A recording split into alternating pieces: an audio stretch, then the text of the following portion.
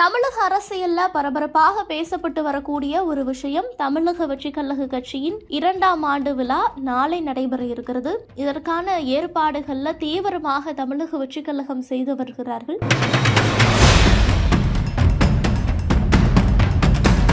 இந்த விழா ஒரு முக்கியமான விழாவாக பார்க்கப்படுகிறது. இந்த விழாவில் பல்வேறு முக்கிய அறிவிப்புகளை விஜய் வெளியிட இருக்கிறார். இது மட்டுமல்ல, விஜய் என்ன பேச போகிறார், யாரெல்லாம் தமிழக வெற்றி கழகத்தில் இணைய போகிறார்கள் அப்படிங்கிற ஒரு எதிர்பார்ப்பு அதிகமாகவே இருக்கு. இப்படி இருக்கக்கூடிய சமயத்துல ஒரு முக்கியமான ஒருத்தர் தமிழக அரசியல்ல, அவர் தமிழக வெற்றி கழக தலைவர் விஜயை பற்றி ஒரு வீடியோ வெளியிட்டு இருக்கிறார். தமிழக வெற்றி கழகத்தின் 1ஆம் ஆண்டு விழா செங்கல்பட்டு மாவட்டம் மாமல்லபுரம் அருகே பூஞ்சேரியில நாளை நடைபெற இருக்கிறது.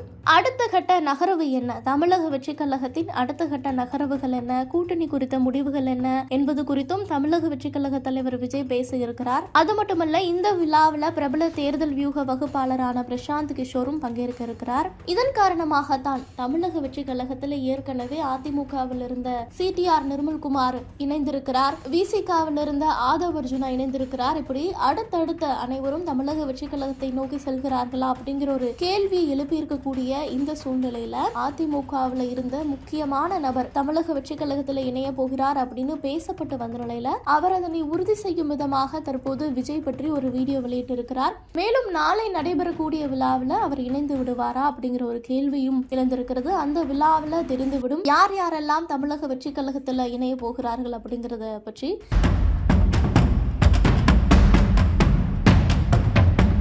அந்த வகையில் ஜெயலலிதா காலத்திலிருந்தே அதிமுகவில் இருக்கும் மருது அழகுராஜ் தற்போது ஓபிஎஸ் அணியில் இருக்கிறார். இந்த நிலையில தான் கடந்த சில நாட்களாக விஜய் புகழ்ந்து வருகிறார். விரைவில் அவர் ஓபிஎஸ் அணியில் இருந்து விலகி தமிழக வெற்றி கழகத்தில் இணைய இருப்பதாகவும் சொல்லப்படுகிறது. அந்த வகையில மருது அழகுராஜ் தற்போது விஜய்க்கு ஆதரவாக வீடியோ ஒன்றை வெளியிட்டு இருக்கிறார். அதுல காலமும் களமும் விஜயை வரவேற்கிறது, திமுக இழந்து வரும் மக்கள் ஆதரவையும் அதிமுக இழந்து வரும் தொண்டர்கள் அபிமானத்தையும் விஜயின் சுற்றுப்பயணம் மொத்தமாக அள்ளிக்கொண்டு போக போகிறது அப்படிங்கறத சொல்லி இருக்கிறாரு. 2026 மெர்சல் வசமாக போகிறது அப்படிங்கறதையும் மருது அழகுராஜ் கூறி வருகிறார்.